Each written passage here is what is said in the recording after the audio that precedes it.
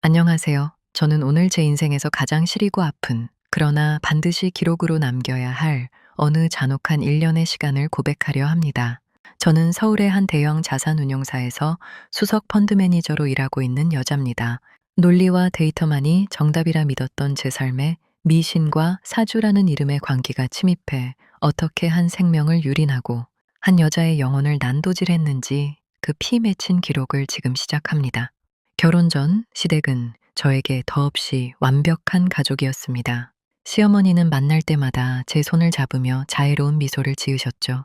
우리 새아가 너희 둘이 궁합이 그렇게나 천생연분이라더라. 너처럼 기운이 맑고 야무진 아이가 우리 집안에 들어오는 건 조상님이 도우신 일이야. 얼른 예쁜 손주 보고 싶구나. 품위 있는 은퇴 공무원 집안에 누구보다 배려심 깊던 남편.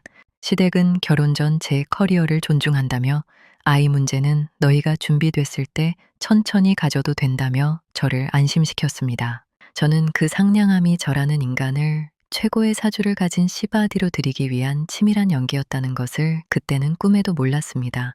결혼 후 1년이 지나도 아이 소식이 없자 시어머니의 온도는 순식간에 영하로 떨어졌습니다. 명절이나 제사 때마다 들려오던 칭찬은 은근한 압박으로 변했습니다. 궁합이 그렇게 좋다는데 왜 소식이 없니? 혹시 내 기운이 너무 세서 아이를 밀어내는 건 아니니? 사주를 다시 봐도 내 배가 아들을 꽉 차게 품을 배라는데 시어머니는 이제 만날 때마다 제 배를 뚫어지게 쳐다보며 알 수 없는 주문을 외우거나 제 베개 밑에 기괴한 부적을 넣어두기 시작했습니다. 남편은 어머니가 손주를 기다리셔서 그래. 당신이 좀 이해해줘 라며 방관했습니다. 저는 점차 그들의 따뜻했던 가식 속에 숨겨진 날카로운 이빨을 목격하기 시작했습니다. 결혼 후 1년 만에 찾아온 아이는 우리 부부에게 기적 같았습니다. 임신 12주차 산부인과 정기검진 날 의사 선생님은 초음파를 보며 조심스럽게 입을 뗐습니다. 산모님, 아이 성별 먼저 알기 원하신다고 하셨죠? 축하드려요. 아직은 조심스럽지만 다리 사이에 아무것도 안 보이는 게 공주님일 확률이 아주 높네요. 저는 너무 기뻤습니다. 저를 닮은 예쁜 딸이라니 상상만 해도 행복했습니다. 하지만 그 말을 듣는 순간 옆에 있던 시어머니의 표정은 순식간에 일그러졌습니다. 시어머니는 축하한다는 말 한마디 없이 진료실을 박차고 나갔고 남편은 그저 제 눈치만 보며 쩔쩔맸습니다. 그리고 16주차 정밀 초음파 날이었습니다. 네, 지난번 말씀드린 대로 예쁜 딸 확정입니다. 의사의 확답이 떨어지기가 무섭게 시어머니는 병원 복도에서 제 머리채를 잡으려 들며 미친 듯이 소리를 질렀습니다. 이게 다 네 사주가 드세서 그래. 우리 집안대를 끊으려고 작정한 거냐? 첫째는 무조건 아들이어야 집안 기운이 사는데 감히 계집애를 품고 나타나? 당장 지워, 당장 저 안으로 들어가서 없애버리라고. 남편까지 시어머니의 기세에 눌려 선아야, 이번 한 번만 어머니 뜻대로 하자. 다음에 아들 낳으면 되잖아. 라며 비겁한 소리를 내뱉었습니다. 저는 피눈물을 흘리며 선포했습니다. 이 아이, 내 뱃속에서 숨쉬는 내 자식이에요. 당신들이 뭔데 죽이라 마라 해? 이 아이 손끝 하나라도 건드리면 나 이 집안이랑 인연 끊고 혼자 낳아서 키울 거야. 당신이랑은 오늘부로 끝이라고. 제가 완강하게 버티며 절식 투쟁까지 벌이자 며칠 뒤 시어머니는 갑자기 태도를 바꿨습니다. 다시 예전의 그 인자한 얼굴로 제 손을 잡으며 부드러운 목소리로 회유를 시작했습니다. 그래, 네가 그렇게 낳고 싶다는데 어쩌겠니? 내가 점집을 몇 군데나 돌며 공을 들였더니 방법이 있긴 하더구나. 아이를 낳아라. 대신 무조건 제왕절개로 내가 지정한 날짜, 지정한 시간에 낳아야 한다. 그래야 네 몸도 상하지 않고 집안도 평안해진단다. 그것만 약속해주면 이 아이 내가 금지옥엽으로 키워주마. 저는 그 말을 믿었습니다. 비록 미신이지만 아이를 포기하라는 것보다는 낫다고 생각했습니다. 저는 아이를 잃지 않을 수 있다는 안도감에 그 기괴한 제안을 받아들였습니다. 제왕절개 제안을 받아들이고 2달이 지났습니다. 임신 6개월째 접어든 어느 고요한 밤이었습니다. 저는 드디어 시댁과의 갈등이 해결되었다고 믿으며 모처럼 깊은 잠에 들려 했습니다. 그러다 갈증을 느껴 주방으로 향하던 저는 거실에서 새어나오는 남편과 시어머니의 낮은 목소리를 들었습니다. 어머니, 정말 그 시간에 낳아도 괜찮은 거예요? 그 무당이 그러던데 그 시간에 태어나는 애는 팔자가 너무 세고 기운이 짧아서. 남편의 물음에 시어머니는 아주 무미건조하고 차가운 목소리로 대답했습니다.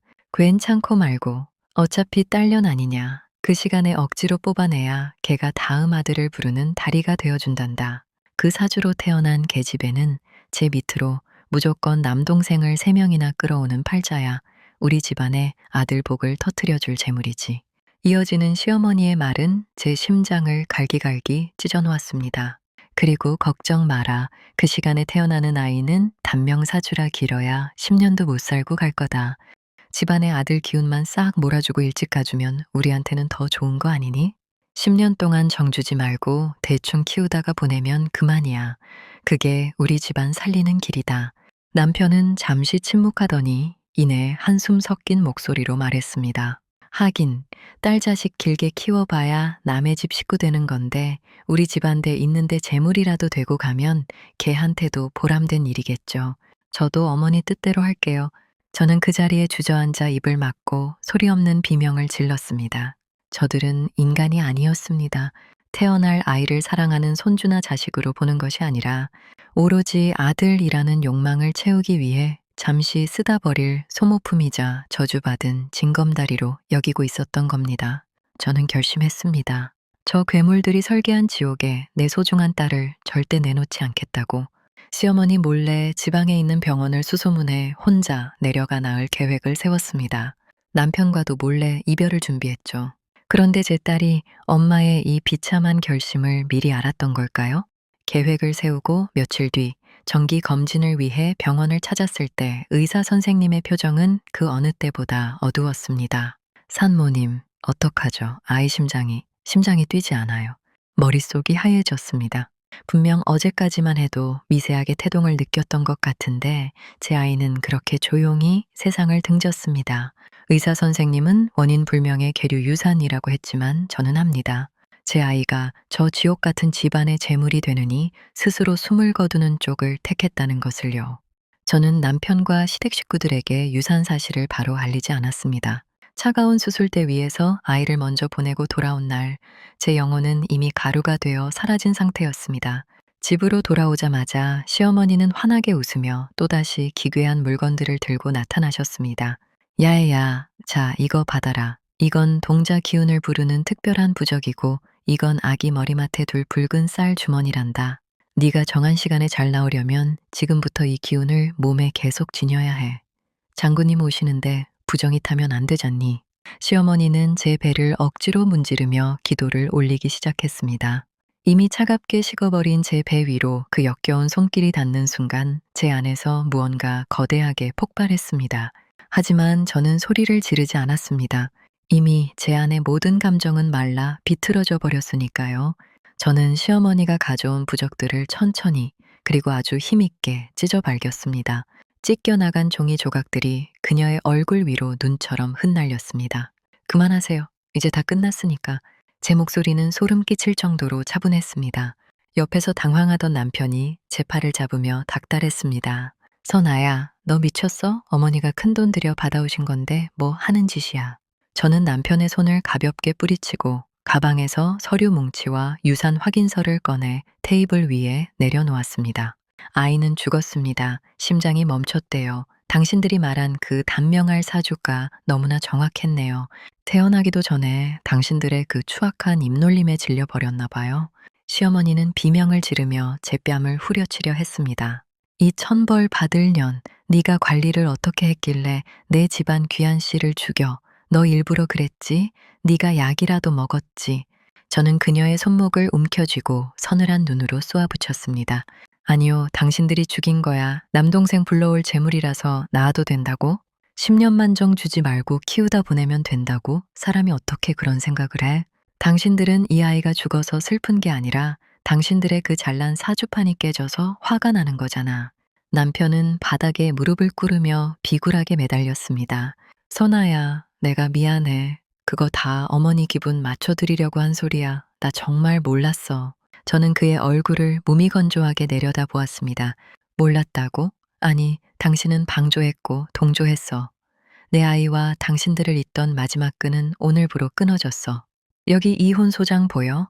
당신들이 나눈 대화, 산부인과에서 난동 피운 영상, 점집에서 강요한 내용들. 난 당신들의 그 추악한 민낯을 법정에 세울 준비를 마쳤어. 시어머니는 미친 사람처럼 거실 기물을 부수며 저주를 퍼부었고 남편은 제 바짓가랑이를 붙잡고 통곡했습니다. 하지만 저는 아무런 감정도 느껴지지 않았습니다. 두 번 다시 내 눈앞에 나타나지 마. 당신들이 그토록 목숨 걸고 지키려던 그 잘난 데를 이을 생각 나는 절대로 없으니까. 이후 이혼 소송은 제 완벽한 승리로 끝났습니다.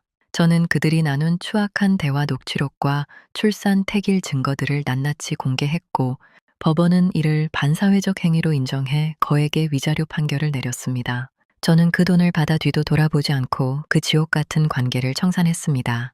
그런데 그 후에 들려온 소문은 정말 기묘할 정도였습니다. 정말로 사주라는 게 실제하는 것인지 아니면 하늘에서 지켜보던 제 아이가 엄마 대신 복수를 해준 것인지 알 수 없었습니다. 이혼 직후 시댁 가문에는 그야말로 줄초상이 나기 시작했습니다. 시아버지가 갑작스러운 심장마비로 세상을 떠나셨고 얼마 지나지 않아 집안의 기둥이라던 큰아버지 댁까지 예기치 못한 사고로 풍비박산이 나며 가세가 급격히 기울었다더군요. 시어머니는 가문이 무너지는 과정을 지켜보며 그 충격으로 쓰러졌고 지금은 전신마비 증세로 말조차 제대로 못하는 상태로 요양원 신세를 지게 되었습니다. 남편 또한 집안의 빚을 떠안고 신용불량자가 되어 비참한 하루하루를 보내고 있다고 합니다. 지금 저는 다시 제 업무에 집중하며 조용한 평화를 되찾았습니다. 비록 제 가슴 속에는 먼저 보낸 아이에 대한 씻을 수 없는 죄책감이 박혀 있지만 저는 이제 압니다. 내 아이가 나에게 준 마지막 선물은 저 괴물들로부터 나를 구해준 것이라는 걸요. 여러분, 전통과 미신이라는 이름으로 당신의 존엄과 생명을 유린하게 두지 마세요. 그들은 당신의 사랑을 볼 수 없습니다. 제 아픈 고백이 누군가에게는 그 지옥에서 탈출할 단 한 줄기 용기가 되길 바랍니다. 감사합니다.